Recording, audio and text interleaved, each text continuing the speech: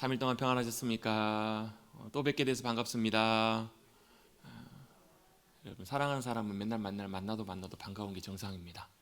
근데 안 사랑하면요, 뭐 어제 봤다고 해서 오늘 또 보네, 아유 또 지겹네, 또 보네, 이런 생각들과 이런 마음들이 들게 되는데요. 우리는 성령님 안에서 또 주님 안에서 한 가족, 한 자녀된 귀한 백성임을, 가족된 우리 모두임을 늘 기억하시고 사랑 안에 더욱더 온전하게 되시고 하나 되시는 우리 모두가 되시기를 간절히 바랍니다.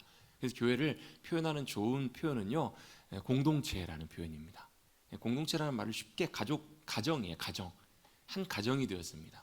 아이들도 보면, 자녀들도 보면 서로 막 지금은 뭐 가족이고 형제 자매이지만, 뭐 저도 어렸을 때 뭐 많이 싸웠기 때문에 할 말은 없지만 막 티격태격 맨날 싸워요. 싸우고 마음에 안 들고 성격도 다르고 하는 것도 다 다르고 좋아하는 것도 다 달라도 형제는 형제고 가족은 가족이잖아요. 다르잖아요, 가족의 의미는. 그래서 여러분, 우리 교회 안에서도 보면 서로 잘 맞는 사람도 있고 안 맞는 사람도 있고 불편한 사람도 있고 마음에 드는 사람도 있고 좋은 사람도 있고 싫은 사람도 있고 다 있어요. 근데 뭐예요? 한 공동체로 주님께서 불러주셨다라는 거예요. 우리는 성령님 안에서 한 공동체로 부름받은 귀한 공동체 가족임을 늘 기억하시고, 또 사랑 안에서 더욱더 귀하게 가까워지시고 사랑 안에서 주님의 나라를 온전하게 세워가시는 저와 여러분 우리 모두가 되시기를 다시 한번 주님의 이름으로 축복합니다. 아멘. 제가 이제 수요 예배 시간을 통해서 올해 시작하면서 우리 성경 공부로 하나님은 누구신가부터 해서 쭉 말씀들을 살펴보고 있는데요. 하나님, 인간, 예수 그리스도, 그 다음에 우리가 이제 네 번째 함께 나눴던 내용들로 우리 성령님에 대해서 우리가 살펴봤는데요. 오늘이 이제 성령님에 대한 마지막 시간입니다. 오늘까지 성령님에 대해서 나누고 우리 다음 시간부터는 또 다른 주제로 함께 공부를 할 텐데, 그럼 성령님에 대해서 이렇게 말씀을 나누고 이렇게 좀 공부하고 좀 어떤 의미에서 보면 성경 공부처럼 이렇게 진행하는데, 이렇게 하는 이유가 좀 특별한 이유가 있는데, 이것은 우리가 성령님에 대해서 우리가 지식적으로 이론적으로 뭐 공부하고 그래서 우리가 뭐 시험을 보고 성령님이 이런 분이시구나 이렇게 잘 알고 그치는 것이 우리가 함께 이렇게 말씀을 나누는 목적과 이유는 아닙니다. 왜 이렇게 우리가 성령님에 대해서 함께 나누고 이렇게 하는가? 결국은 우리가 뭐 하기 위해서요? 성령님과 함께 또 성령님의 사람으로 우리의 삶을 누려가기 위해서 우리가 성령님에 대해서 함께 배우는 거예요. 왜 배우는가?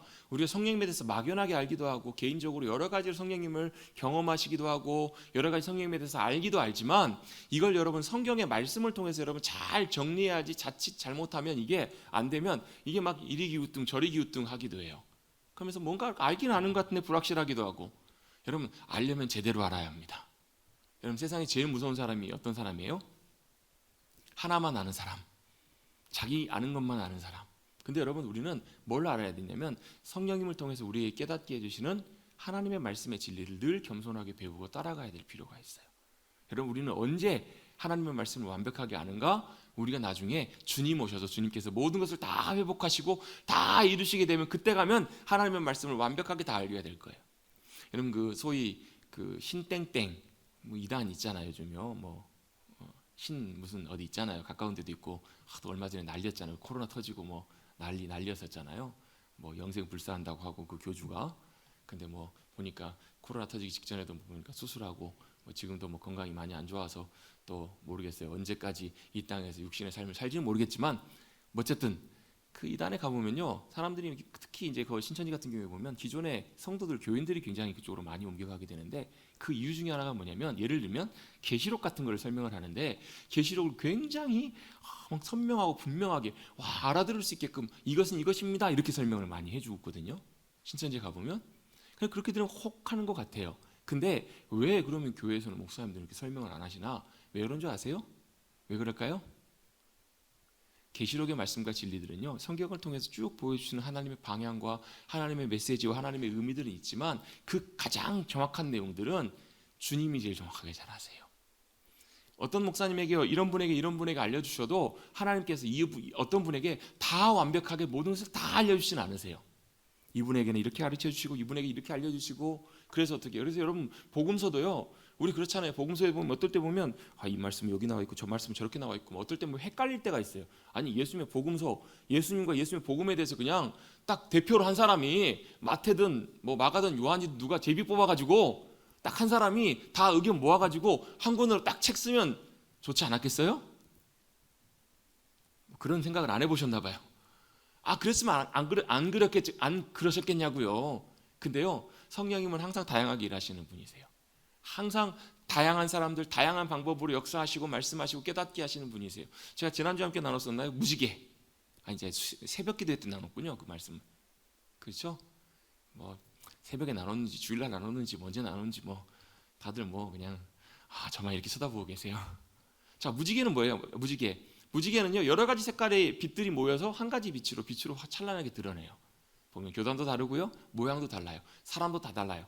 목회자들도 목사님들마다 다 다르고 교회마다도 하나님께서 부르심과 하나님이 주시는 은혜와 은사와 색깔이 다 달라요. 그걸 통해서 뭐하도록? 하나님의 완벽한 하나님의 아름다운 나라를 조화롭게 이루어 가시도록 주님께서 역사해 가시는 거예요. 그림을 그리는데요, 그림을 아름답게 그리기 위해서는 뭐가 돼야 돼요?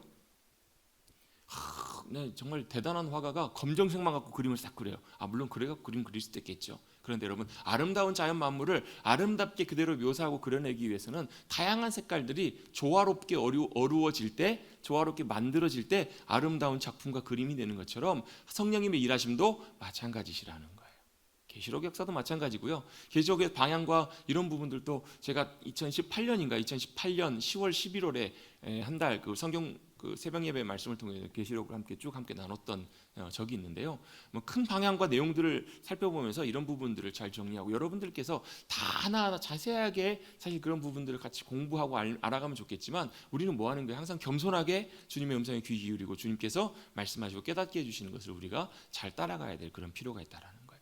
성령님에 대해서도 마찬가지고요. 다만 성경에서 성령님에 대해서 우리에게 말씀해 주시고 보여주시는 것들을 우리가 잘 정리하고 이해하고 알고 있는 것을 통해서 뭐하도록? 우리가 성령님을 더 잘 이해하고, 또 그걸 통해 성령님을 더 잘 누리고 성령님 안에 살아가는, 성령님과 함께 살아가는 그런 귀한 삶의 은혜들을 누려가기 위해서 우리가 이렇게 성령님에 대해서 배우고 공부한다라는 거예요. 왜냐하면 성령님은 영이시라고 해서 어떤 실체가 없으신 분이시거나 아니면 어떤 영향력이나 기운이나 귀신처럼 그런 분이 아니라 성령님은 인격이세요.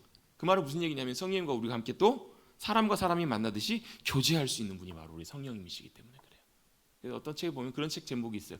안녕하세요 성령님. 베니란 목사님 쓰신 책인데요. 안녕하세요 성령님. 성령님과 뭐 하는 거예요 지금요?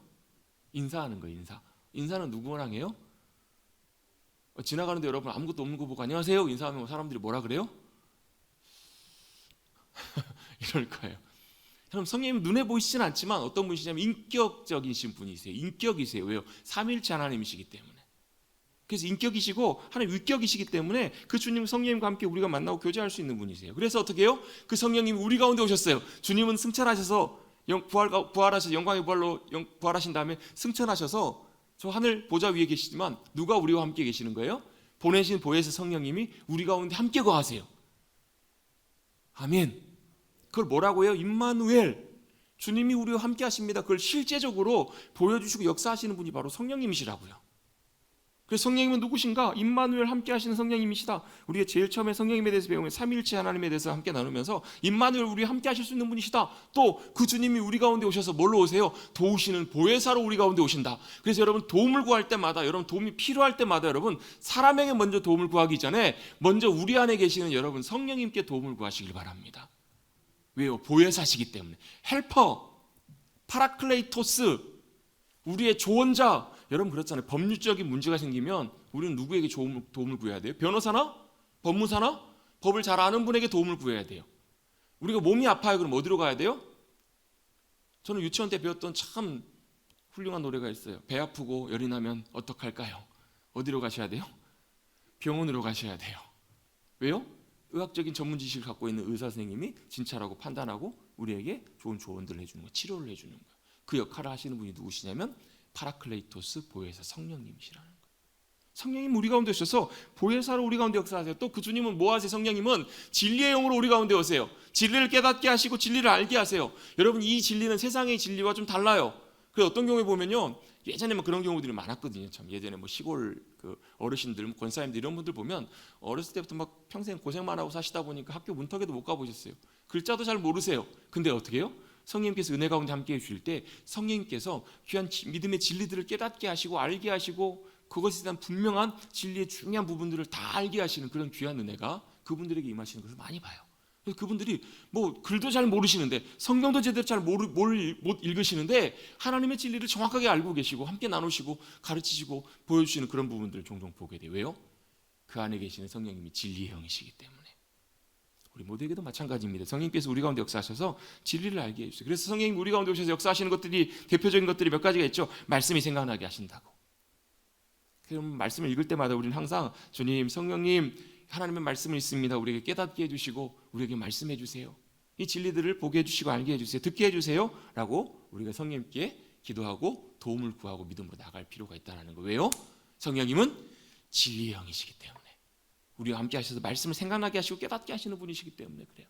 저도 목사로서 설교를 하면서 제일 중요한 부분이 뭐냐면 성령님의 기름 부으심이에요. 성령님께서 함께 하시고 역사하시는 거예요. 어떨 때는 그럴 때가 있거든요. 말씀을 주님께서 깨닫게 해주셔서 이런 말씀 함께 나눠야 되겠다. 잘 준비해가지고 올라오는데 함께 말씀을 나눌 때 성령님의 은혜와 도우심이 없으면요, 정말로 힘들어요. 제가 분명히 알고 있는 말씀이고 이런 말씀들을 나눠야 되겠다. 다 준비가 되어 있고 다 이렇게 됐는데도 그게 되지 않아요. 왜요? 결국은 그걸 알게 하시고 듣게 하시고 깨닫게 하시는 분은 성령님이시기 때문에 그래요.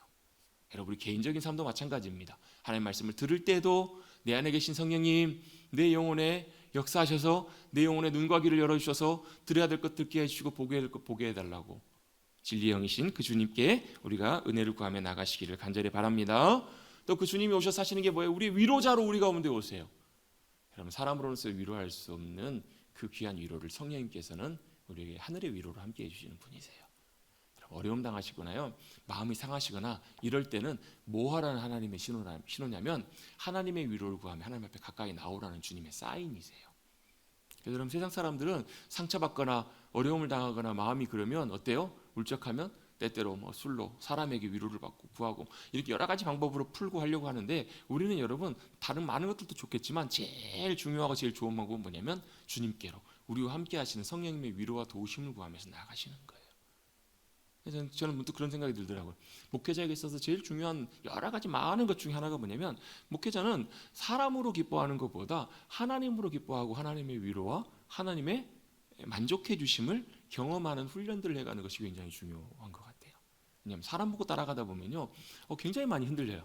사람이 반응하면 좋아하지만 사람이 아니면 굉장히 마음이 막 어렵고 그럴 때가 많아요. 굉장히 외로울 때도 참 많거든요. 어느 누구에게도 사실은 얘기할 수 있는 것도, 누구한테 도움을 구할 수 있는 그런 자리도 없고 그런 게 참 많아요.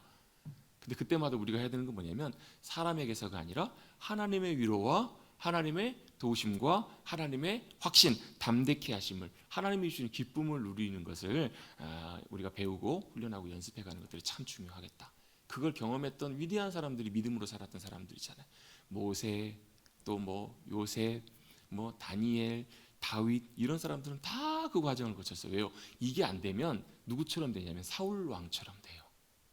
사울 왕 어때요? 사울 왕이 하나님이 선택하시고 하나님이 픽업하실 정도면, 픽하실 정도면 얼마나 사실은 자질이 좋은 사람이에요. 겸손했죠. 또 탁월한 많은 귀한 장점들이 그렇게 많았는데 결정적으로 하나님께 사울 왕을 버리셨던 이유는 뭐예요? 사람을 두려워하는 마음이 있었어요. 사람을 두려워한다는 게 무서워한다는 게 아니라 사람의 시선과 사람의 평판, 사람들이 나를 향해서 뭐라고 하는지, 사람들이 나를 뭐라고 판단하고 사람들이 나에게 무슨 말을 하는지 거기에 영향을 받았던 그 마음 때문에 결국은 사울 왕이 하나님을 또 버림을 받아요. 그걸 여러분, 그 반대를 뭐라고 표현하냐면 사람의 평판이나 사람들의 말이나 이런 것을 신경 쓰지 않고 주님만 신경 쓰고 살아가는 삶을 뭐라고 하냐면요, 같이 한번 해보겠습니다. 하나님을 경외함. 이게 바로 하나님을 경외한다라는 의미예요. 물론 하나님을 경외한다라는 의미 안에는 여러 가지 중요한 몇 가지 의미들이 있어요. 사람을 신경 쓰지 않고 사람의 시선과 사람의 평판을 보지 않고 하나님만 온전하게 의식하는 삶. 또 하나님을 경외하는 삶은요, 내 기준이 아니라, 내 판단의 모든 근거가 내가 아니라 하나님이 원하시고 말씀하신 그 기준이 내 판단이 되는 거예요. 내가 하는 말, 결정, 모든 것, 여러 가지 많은 의미들이 다 포함이 돼요. 그래서 여호와를 경외하는 것이 지식과 지혜의 근본이라고 말씀하시잖아요. 거기서부터 진정한 하나님의 지혜와 지식이 나오기 때문에 솔로몬은 그걸 깨닫고 우리에게 전해주는 것처럼 굉장히 중요한 부분들이 바로 거기에 있다는 거예요. 성령님은 우리 가운데 오셔서 보혜사로 위로하십니다. 또 감동하세요. 우리 각자의 마음을 감동하시기도 하시고, 때때로 어떨 때는요, 다른 사람들의 마음과 상황들을 감동하시고 바꾸실 수도 있는 분이 바로 성령님이세요. 왜요? 보이시질 않지만 영으로 역사하시는 분이시기 때문에. 또 그 성령님께서 우리 가운데 오셔서 역사하시는 많은 여러 가지 역사들이 있어요. 소망을 주기도 하시고 우리 가운데 사랑과 위로와 평안을 주시기도 하시고 확신을 주시기도 하시고 많은 것들이 있는데, 성령님께서 우리 가운데 오셔서 역사하시는 것 중에서 또 굉장히 가장 중요한 부분 중에 하나가 바로 뭐냐면, 성령님께서 우리 가운데 오시는데 오셔서 뭘 하시는가? 바로 우리를 통해서 하나님의 능력으로 역사하신다라는 거예요.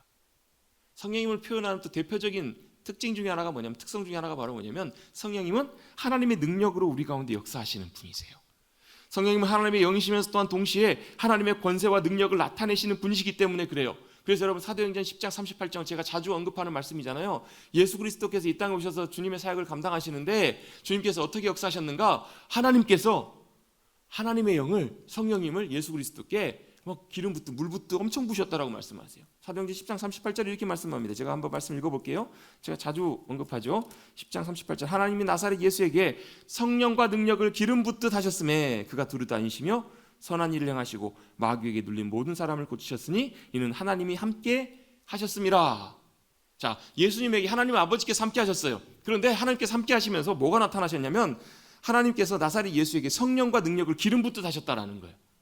성령님과 능력을 동급으로 놓고 보고 같은 것으로 보고 성령님과 능력이 예수님께 막 기름 부어지셨더니 어떤 역사가 벌어지냐면, 하나님께서 기뻐하신 일들을 행하시고 또 귀신들이 나가요.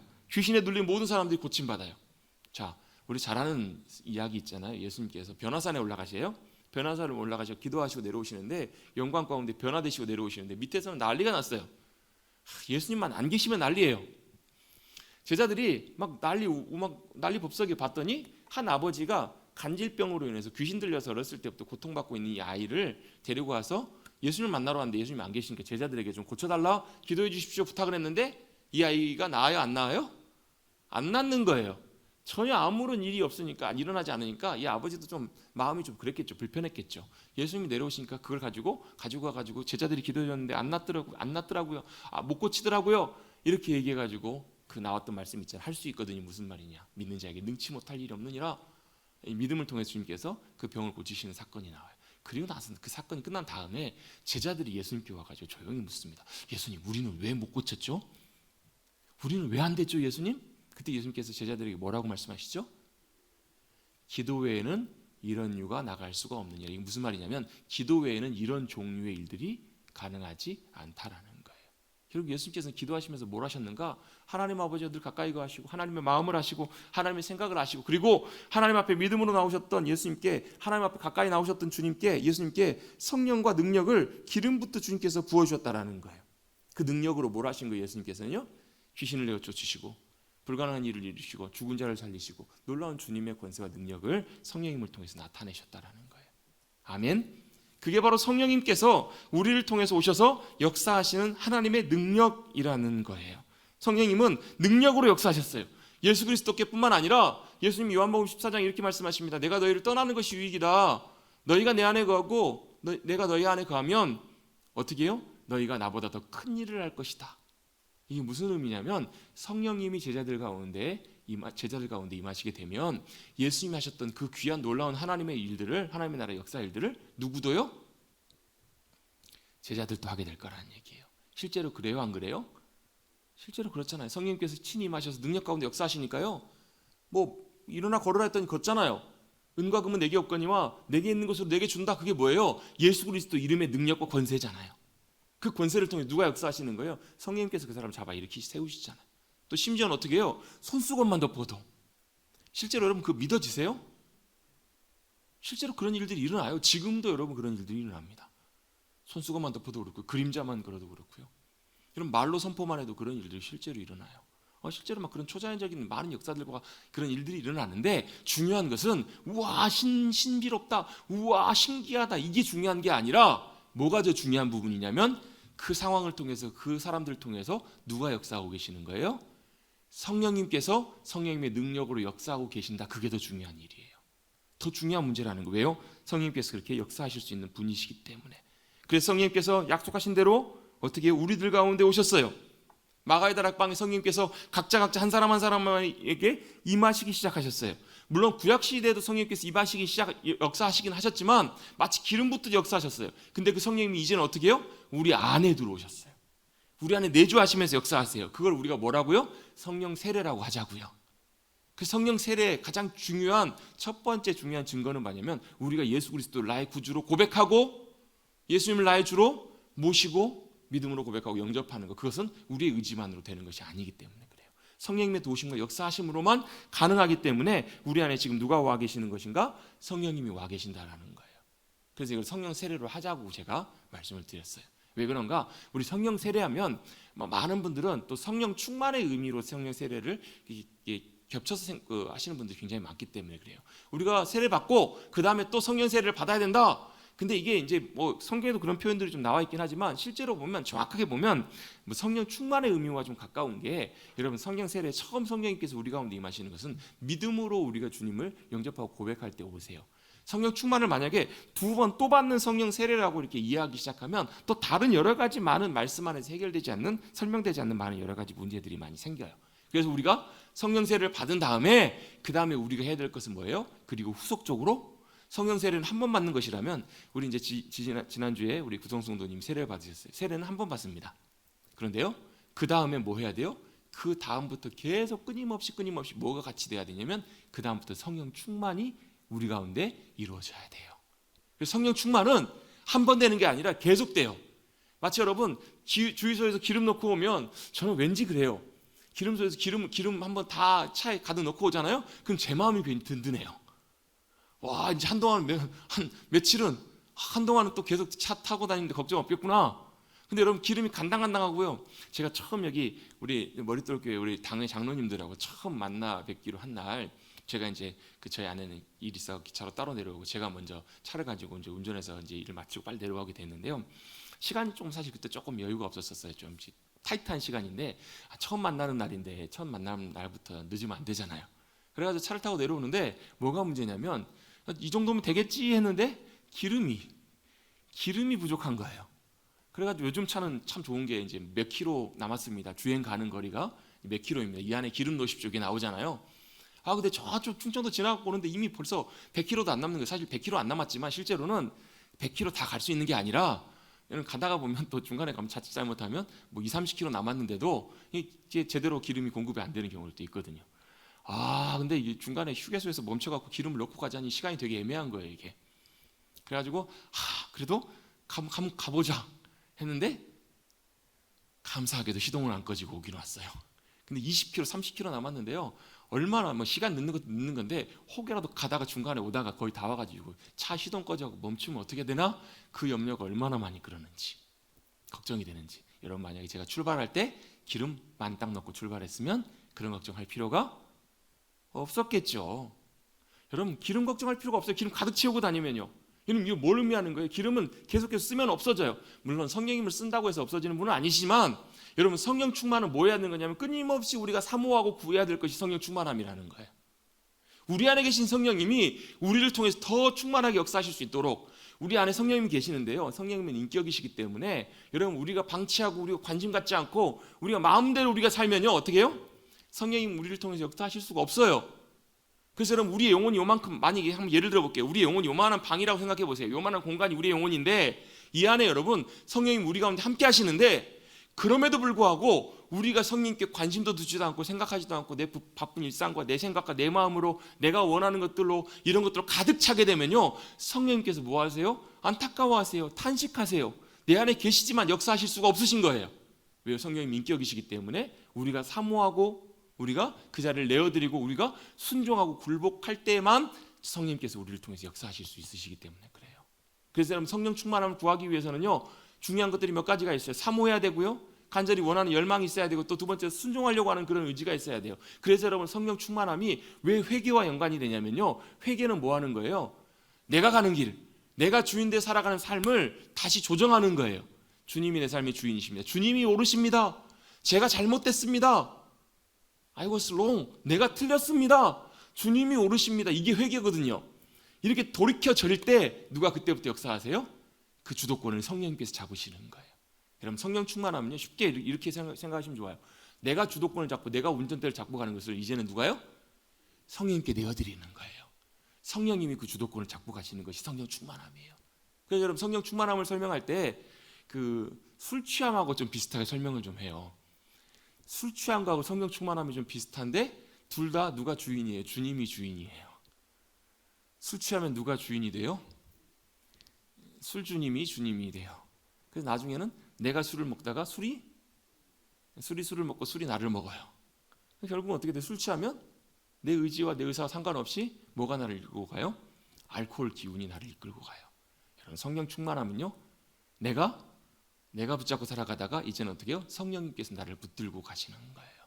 성령님이 나를 붙잡아 주시는 거예요. 그래서 성령 충만하면요, 우리의 성령 충만함을 좀 우리가 편의상 뭐 굳이 그렇게 딱 나와 있는 건 아닌데, 성령 충만함을 우리가 좀 두 개로 좀 나눠 생각해 보자고 말씀드렸어요. 내적인 성령 충만함이 있고 외적인 성령 충만함을 좀 구분해 봅시다. 이건 뭐 성경에 나와 있는 거나 이런 건 아니지만, 내적인 성령 충만함을 우리가 뭐라고 볼 수 있냐면, 내가 내 자신을 내어드리고 순종할 때, 그래서 여러분 내적인 성령 충만하면 뭐와 많이 연관이 되면 내 성품, 내 인격, 내 삶, 내 실제적인 행동, 뭐 말과 행동, 이런 것과 굉장히 연관이 돼요. 화가 확 났어요. 그럼 그때는 뭐가요? 내가 주인이고 내 화가 나를 지배해요. 분노가 나를 지배해요. 분노가 주인이 돼요. 화가 나면 어떻게 돼요? 막 화를 내서 말을 할 때 무슨 말씀하세요? 화가 나는 말을 막 하시잖아요. 그리고 나면 후회하세요? 안 하세요? 후회가 안 되시면 여러분 지금 중증입니다. 중증.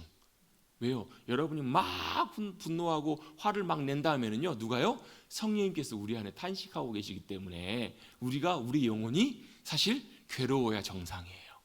우리의 영혼이 뭔가 문제가 생기고 이건 뭔가 잘못됐다라고 느껴야 정상이에요. 이미 여러분 그걸 느끼지 못한다면 영적으로 이미 여러분 우리가 심각한 상황까지 이미 가 있는 거예요. 기경돼야 돼요. 왜요? 우리 안에 성령님이 거하시고 계시기 때문에.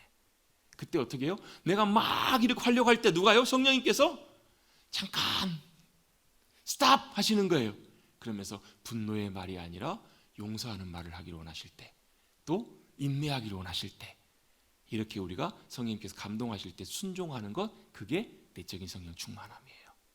그렇게 내가 성령님의 인도하심을 따라서 순종하기 시작하면 우리 안에 어떤 내적인 성령 충만함을 통해서 뭐가 열리냐면 열매가 맺혀요. 그걸 성령의 9가지 열매라고 우리가 이렇게 하자고 봤어요. 사랑, 희락, 화평, 오래 참음, 자비, 양선, 충성, 온유, 절제. 이거 말고도 물론 성령님께서 우리를 통해서 역사하실 때 우리의 삶과 성품을 변화시키셔서 맺게 하시는 많은 열매들이 있어요. 근데 중요한 것은 뭐냐면요, 이 열매는 내가 노력하고 애쓴다고 맺어지는 것이 아니고 우리는 뭐 하기로 애쓰는 거예요? 성령님께 순종해서 성령님의 인도하심을 따라서 우리가 그 앞에 굴복함으로 우리 안에 성령님께서 충만하게 역사하시기를 구하고 사모하고 애쓸 때 내게 성령님이 충만하게 함께 하셔서 맺게 하시는 성령의 열매라는 거예요. 여러분, 성령의 열매는 내가 맺는 것이 아니라 성령님께서 맺게 하십니다. 여러분, 이걸 꼭 기억하실 필요가 있어요. 내가 열심히 애쓸 필요가 있죠. 근데 우리가 애쓰는 것은 사랑하려고 애쓰는 것이 아니라 사랑하기를 원하시는 성령님께서 순종하기를, 내 정욕보다 내가 원하는 마음보다. 여러분, 사랑하기가 참 쉬우세요? 어려우세요?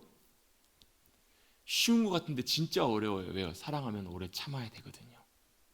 요즘 참 젊은 세대를 보면, 저도 젊은 세대 중이라고 믿지만 이제 뭐 저는 젊은 세대가 사실 아닌 것 같아요. 근데 보면 예전보다 훨씬 더 사실은 좀 그 어려움을 겪는, 아픔을 겪는 그런 경우들이 참 많아요.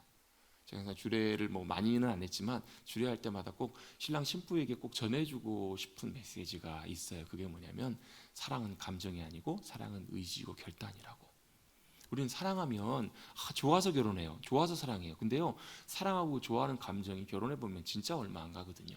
아니, 뭐 결혼하고 신혼여행 가면서부터 그래요. 뭐 하는 거예요? 사랑은 오래 참고 오래 못 참아요.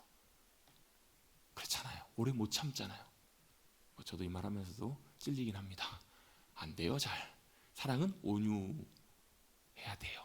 근데 잘 안 돼요. 온유보다 뭐가 앞서요? 내 혈기와 내 분노와 내 감정이 더 앞서요. 사랑은 온유하고, 또 사랑은 자기의 유익을 굳지 않아요. 근데 결혼해서 왜 깨져요? 왜 이혼해요? 자기가 기대하고 바라는 남편, 아내, 배우자는 이런 아내이고 배우자였는데 자기 원하는 것, 자기 욕심, 이게 안 채워지는 거예요. 자기 마음에 안 드는 거예요. 어떻게 해야 돼요? 자기의 유익을 굳지 않는 것이 사랑이에요. 그래서 여러분 참 쉽지가 않아요. 저도 이제 뭐 한 20년 안 되기, 17년째 결혼 생활하고 있지만 안 되잖아요, 여러분. 잘. 그래서 뭐가 필요해요? 정말 하나님의 은혜와 도우심이 참 필요해요. 어떻게 해요? 성령님의 인도하심을 따라서 끊임없이 내 스스로를 순종하기를 원하고 굴복하기를 원하고 주님 앞에 드려질 때 무슨 열매가 맺혀요? 사랑이라고 하는 열매가 맺혀요. 이게 뭐예요? 성령님의 내적인 우리 안에 역사하시는 성령 충만함의 의미라는 거예요.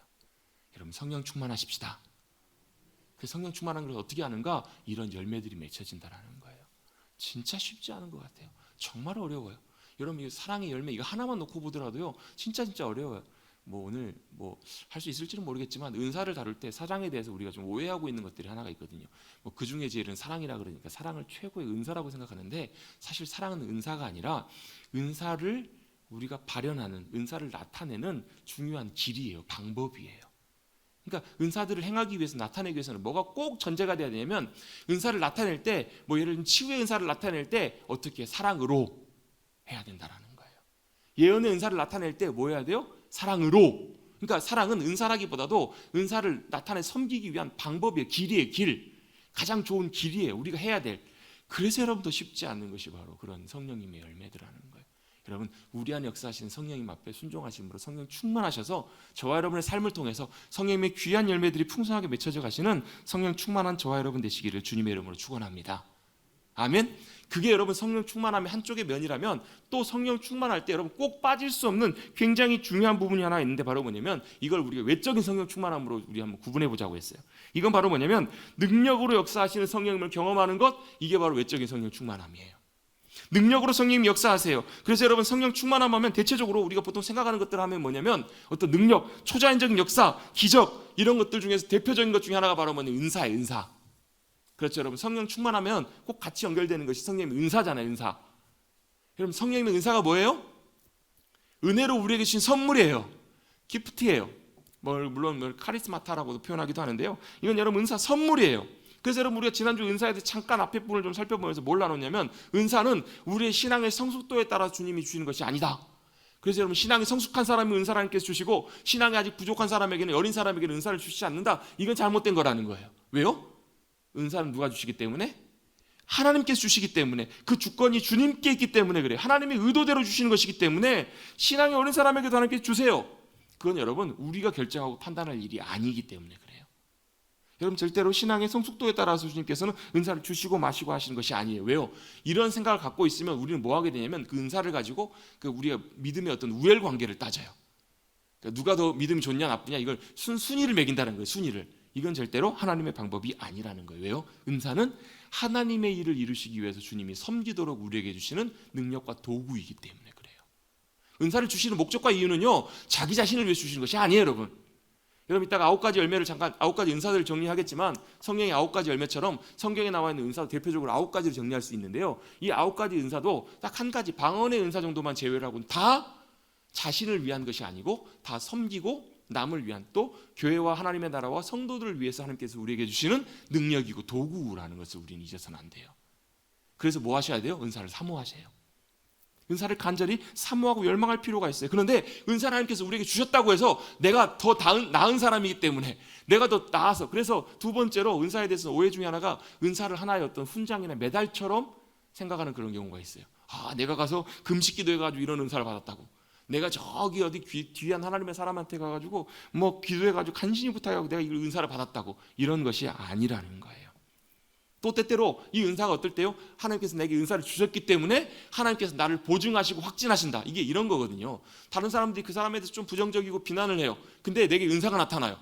그럼 우리가 어떻게 생각하기 쉽다라는 거예요? 아 하나님이 나를 보증하시기 때문에 이런 능력과 은사가 나타난다고. 근데 여러분 그렇지 않은 경우도 있습니다. 그래서 착각하지 마시라는 거예요. 때때로 어떤 경우는요. 예전에 그런 경우 있었거든요. 전도관이라고 많이 들어보셨죠. 박태선 씨. 예전에 그분도 참 귀한 하나님의 사람들이었는데 그분도 이제 결국은 이제 길을 마지막에 이단이라는 것이 끝이 빗나가는 거잖아요. 좀 빗나가게 돼서 좀 다른 길을 가시게 됐지만 그분 옛날에 저도 들은 얘기지만 그런 일들이 실제로 많았다고 해요. 진짜로 기도하는데 나무덤불에서 불이 붙어요. 그럼 막 초자연적인 역사들이나 이런 것들이 굉장히 많이 일어났어요. 옛날에는 굉장히 그런 역사들이 많았거든요. 옛날에 귀한 하나님의 사람들 붕사를 통해서 막 병자가 실제로 그 자리에 치유되고. 근데 왜 지금은 그런 역사들이 안 일어날까? 여러 가지 이유가 있는데요. 그 중에 하나가 뭐 여러 가지 많은 것들 중에 하나가 뭐냐면 지금은 좋은 병원과 약들이 많아요. 그래서 우리가 많이 그런 부분을 통해서 치유를 받기도 해요. 여러분 실제로 하나님께서 치유하시고 역사하신대요. 역사하시고 나셔서 그리고 나서 약을 또 내 의미대로 끊어서는 또 안 돼요. 그 능력 치유라고 굉장히 중요한 귀한 치유에 대한 책이 있는데요. 그 책을 쓰셨던 목사님 맨 마지막 결론처럼 이렇게 중요한 몇 가지 주의사항을 말씀해 주시는데 그 중에 하나가 뭐냐면 하나님께서 능력으로 우리 가운데 치유하시고 고치셨다고 하더라도 감사하면서 그러면서 또 그렇다고 내가 내 마음대로 함부로 의사가 처방해 준 약이나 치료나 이런 것들을 내가 임의대로 그걸 중단하거나 판단하는 그런 부분들을 조심하라 이렇게 번면을 해요.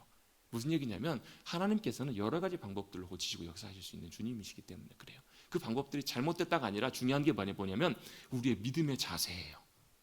그런 것도 있거든요. 주님은 지금도 여전히 치유하시고 고치시는 주님이십니다. 아멘. 우리가 믿고 주님 의지해요. 그리고 그 집회 끝나고 가면서요. 잠깐만요. 차 좀 세워주세요. 왜요? 약국 가서 약 좀 사게요.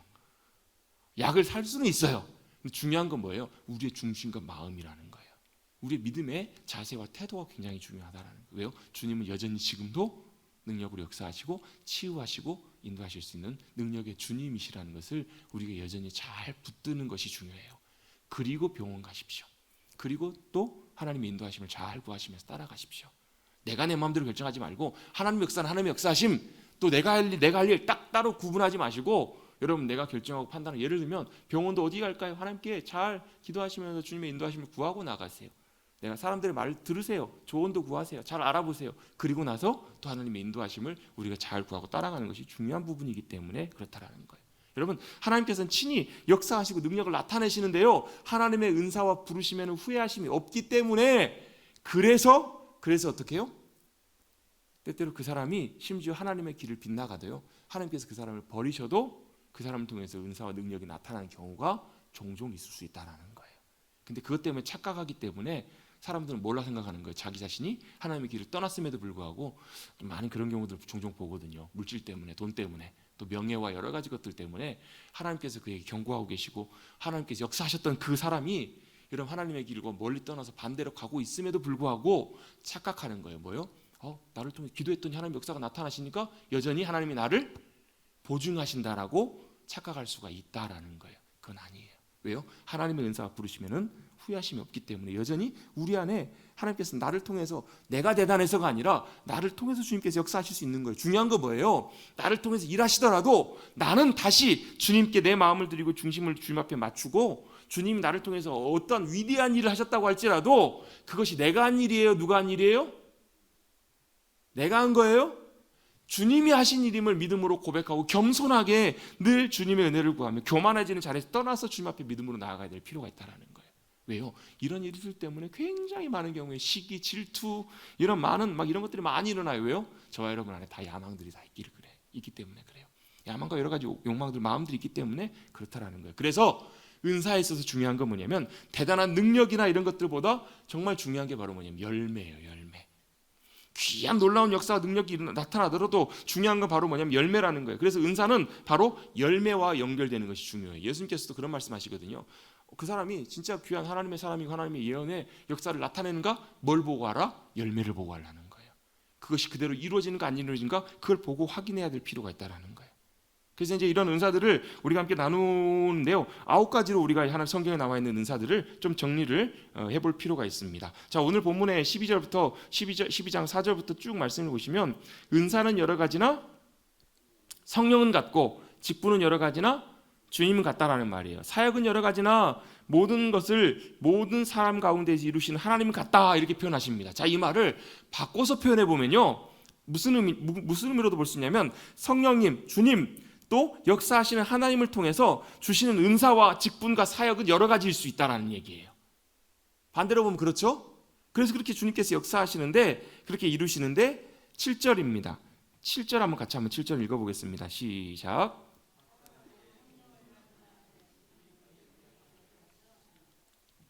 아멘. 각 사람에게 성령을 뭐 하셨다고요? 나타내셨다라는 거예요. 사실 이 부분도 조금 다를 필요가 있는데 시간 관계상 이 부분 넘어갈 거예요. 성령님의 은사를 우리가 보통 받았다고 할 때 그 받는 것은 내가 소유처럼 내가 붙잡고 있는 것이 아니고요. 뭐 하는 거예요? 그 사람에게 성령님의 은사가 임했다라는 말은 성령님께서 그 사람을 통해서 그 부분, 그 역사를 통해서 더 빈번하게 잘 나타나시는 거예요. 오늘 성경도 보면 성령님을 뭐 하신다고요? 나타내심을 이렇게 표현되고 있어요. 여러분 그 고린도전서 12장 7절에도 이 말씀이 나오고요. 또 고린도전서 2장 4절에도 나와요. 성령님이 나타나셨다. 이건 여러분 성경의 원어에 보면요. 그 영어 성경에서 매니페스테이션이라고 하는데 춤추는 손이란 뜻이에요. 뭘 춤추는 손인가? 마치 오케스트라를 지휘하는 손과 같은 표현으로 성령님께서 이렇게 역사하신다. 이게 성령님의 역사하심이에요. 그래서 이 은사로 역사하시고 저 은사로 역사하시고 저렇게 역사하시는 분이 누구시라고요? 성령님 역사하심이에요. 그렇게 역사하셔서 우리 가운데 역사하시는 은사를 이 고린도전서 12장에서는 대략 한 9가지 정도로 정리하고 있어요. 다른 성경에 보면 몇 가지 좀 나오긴 하는데 그냥 이 9가지 정도로만 정리하셔도 돼요. 자, 9가지를 간단하게 정리해 드립니다. 3가지로 나눠서 설명하시면 좋아요. 3가지. 첫 번째, 성령님의 능력 중에서 뭐냐면 하나님의 눈에 해당되는 능력이 있어요. 은사가 있어요. 자, 한번 해봅니다. 눈. 그 다음에 세 가지 중에서 두 번째는 뭐냐면 세 개인데 첫 번째 3개는 눈이에요. 두 번째 3개는 뭐예요? 손. 자, 세 번째 3개의 그 성령의 은사는 뭐라고 표현할 수 있냐면 입. 하나님의 눈, 하나님의 손, 하나님의 입. 이렇게 구분해서 우리가 좀 정리를 하면 훨씬 쉽게 좀 정리할 수 있어요. 첫 번째, 하나님의 눈에 해당되는 은사는 뭐냐면 분별의 은사예요. 분별의 은사. 그래서 이 분별의 은사에 해당되는 은사가 3가지가 나오는데요.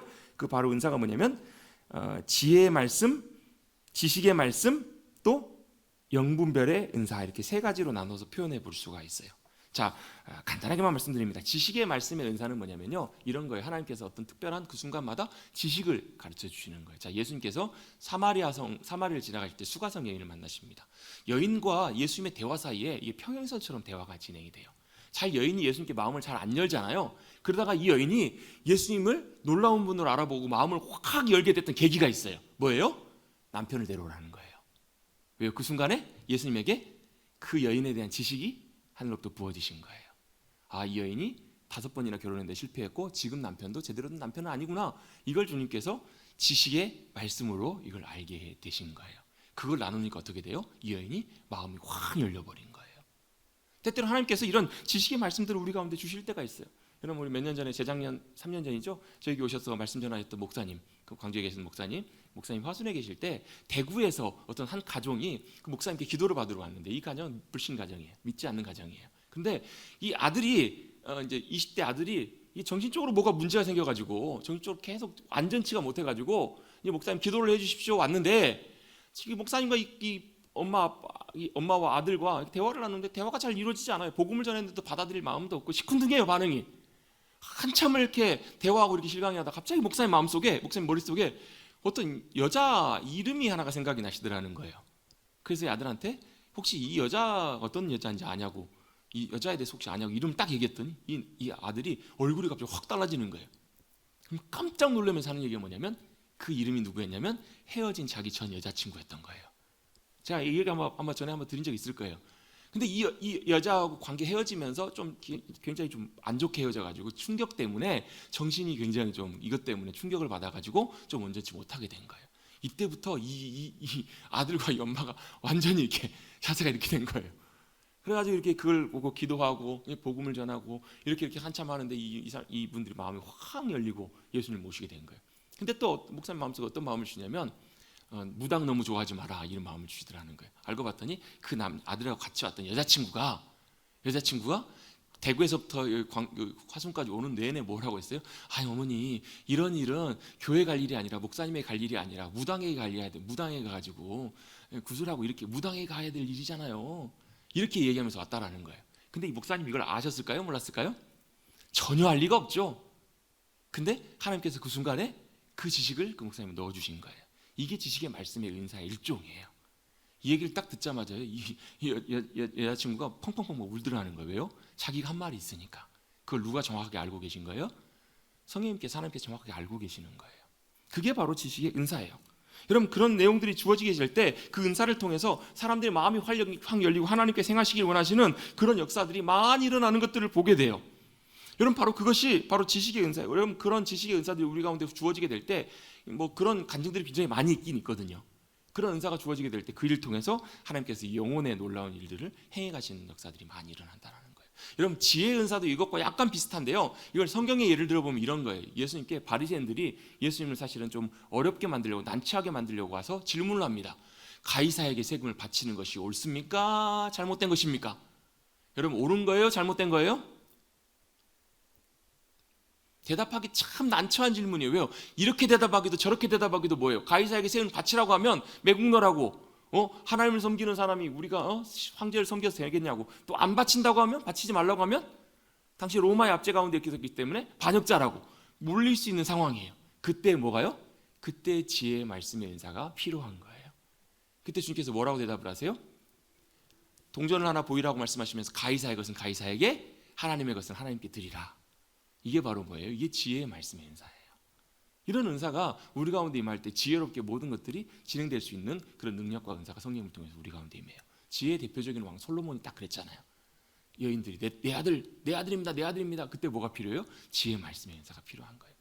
저도 뭐 간간히 예전에 그런 경우 종종 있었거든요. 가정에 신방을 가다 보면, 신방 갈 때 하나님 어떻게 할까요? 한참 대화를 하다 보면, 저와 신방에 무슨 분 아시겠지만 지금은 좀 덜 그러는데 옛날에는 대화를 하다가 계속 대화가 한 2시간 3시간 이어져요. 왜요? 제 마음속에 아직 여전히 뭔가가 있는데 그런 마음이 들 때가 있어요. 그러면 계속 이런저런 얘기를 하면서 그 말을 하다가 어떤 경우에는 막 3시간씩 대화를 하면서 어떤 얘기가 딱 꼬다리처럼 잡힐 때가 있어요. 아, 그렇구나. 하나님께서 이거 같이 얘기하게 하시려고, 이걸 끄집어내게 하시려고 이렇게 오랜 시간 하나님께서 기다리게 하셨구나.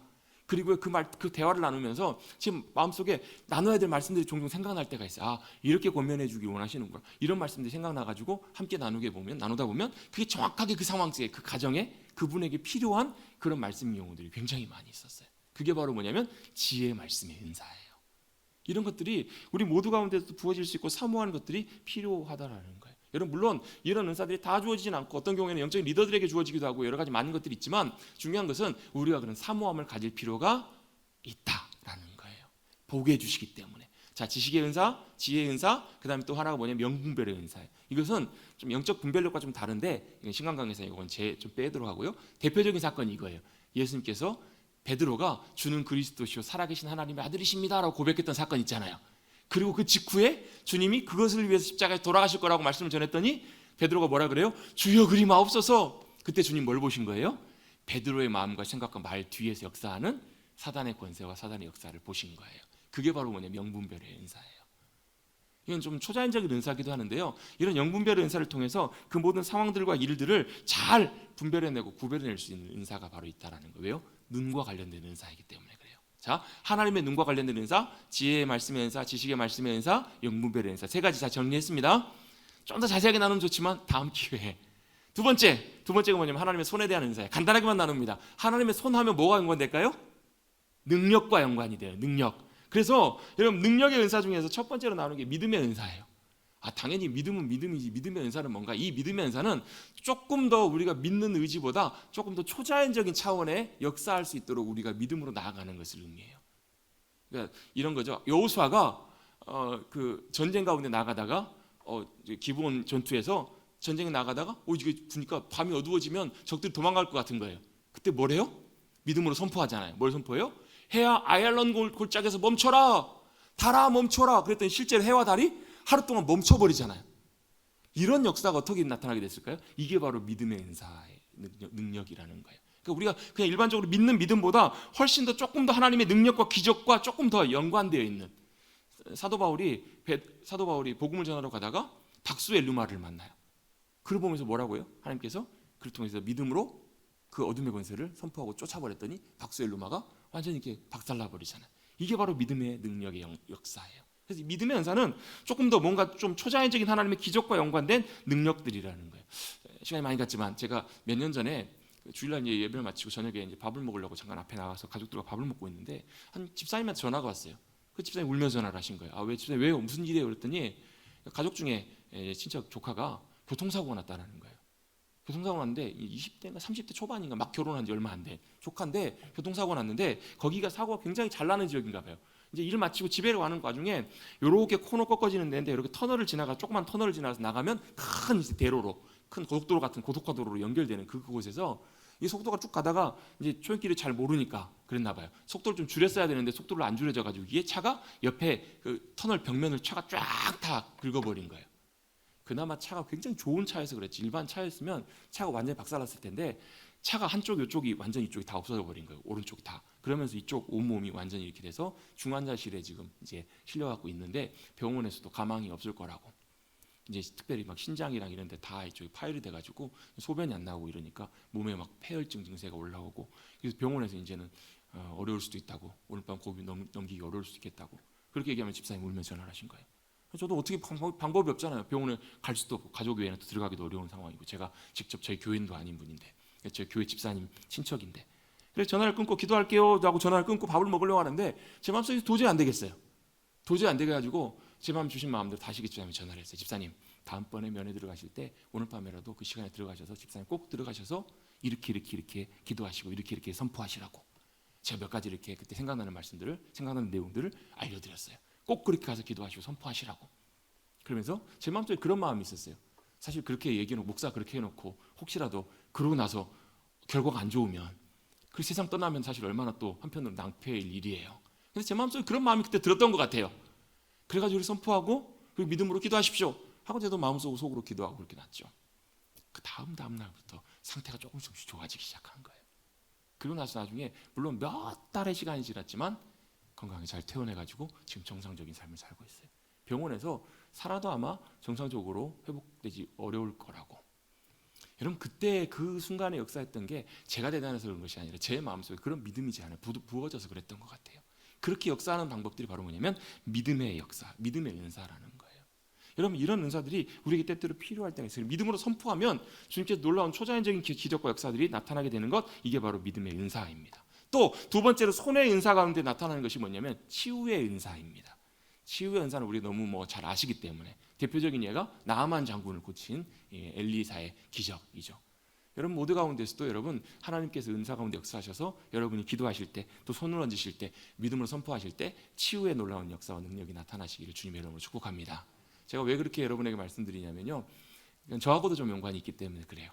저를 통해서도 아주 자주 대단한 건 아니지만 하나님께서 그 리더에게 주시는 그 은사와 능력과 은혜들이 성도들과 교회 가운데 흘러가는 것들을 종종 보거든요. 그래서 여러분 사모하는 가운데 여러분이 구하시고 기도하실 때 그런 은사가 놀랍게 나타날 줄로 믿습니다. 두 번째가 치유의 은사라면 세 번째 손의 은사에 관련된 세 번째는 능력 행함의 은사예요. 이건 기적을 일으키는 은사인데 아까 그것과 비슷한 부분들인데 기적 행함의 가장 대표적인 가장 놀라운 사건이 바로 예수님의 부활 사건이에요. 하나님께서 놀랍게 예수 그리스도를 부활 승리케 해주시는 그 능력 행함을 주님께서 행하셨다. 이게 사실은 믿음의 은사, 치유의 은사, 능력 행함의 은사는 다 사실 연결돼요. 왜요? 주님의 능력과 관련된 역사되는 내용들이기 때문에 그렇습니다. 세 번째, 우리 하나님의 손의 은사가 두 번째라면 세 번째 하나님의 입의 은사예요. 참 이 부분 좀 제가 고민이 많이 되는데 이제 말씀을 마쳐야 되는데 하나님의 입에 관련된 은사는 우리 언어와 관련된 은사예요. 세 가지가 나오는데 방언의 은사, 예언의 은사, 통역의 은사, 통변의 은사 세 가지가 나오는데 이거 사실 좀 설명하기 굉장히 좀 많아서 좀 이 부분도 좀 사실 좀 나눠야 될 부분들인데 제가 다음 주에 원래 다른 주제의 말씀들을 나눠야 되는데요. 이 부분을 제가 조금 더 언급을 하고 이렇게 다음 주에 그 새로운 내용들을 좀 나눠보려고 합니다. 이 부분은 제가 생각할 땐 최소한 한 10분에서 20분 사실 이 방언, 통변, 예언 이 부분만 해도 몇 시간 함께 좀 나눠야 성경적으로 좀 잘 설명이 되는 부분들이 좀 있긴 있는데 이 부분은 다음 시간에 조금 이 부분을 좀 연결해서 좀 나누고 성령님에 대한 부분을 다 마치고 이렇게 정리하고 이렇게 넘어가도록 하겠습니다. 조금 그 부분은 좀 양해해 주시고 우리 은사에 대해서 우리 마지막 세 번째 다시 한번 정리하면 첫 번째는 뭐냐면 하나님의 눈에 관련된 은사예요. 분별의 은사이고 두 번째 하나님의 손 능력 행함에 관련된 은사이고 세 번째가 하나님의 입 바로 우리 말과 관련된 언어와 관련된 은사가 있다라는 거. 이 은사들을 통해서 하나님께서 우리에게 하나님의 능력을 나타내시고 하나님의 살아계심과 역사하심들을 저와 여러분을 통해서 온전하게 드러내시고 주님의 위대하심과 주님의 권세와 능력을 귀하게 나타내는 데 쓰임 받으시는 저와 여러분들이 모두가 되시기를 주님의 이름으로 축원합니다. 여러분 그래서 은사에 대해서 여러분 막 두려워하거나 염려가 그럴 필요가 하나도 없으세요. 왜요? 그 은사는 나 때문에 내가 대단해 주시는 것이 아니라 또 내가 위대하기 때문에 그 은사를 나타내는 것이 아니라 나를 통해서 누가 역사하시기 때문에요? 성령님께서 역사하시는 것이기 때문에. 그럼 우리가 뭐 해야 되겠어요? 더 사모하셔야 돼요. 성령님 나를 통해서 더 역사해 주십시오. 성령님 통해서 주님의 더 놀라운 일들을 나타내 주십시오. 행해 주십시오. 그렇게 성령님의 놀라운 위대하심과 능력과 은사를 풍성하게 나타내시는 저와 여러분 우리 모두가 되시기를 다시 한번 주님의 이름으로 축복합니다.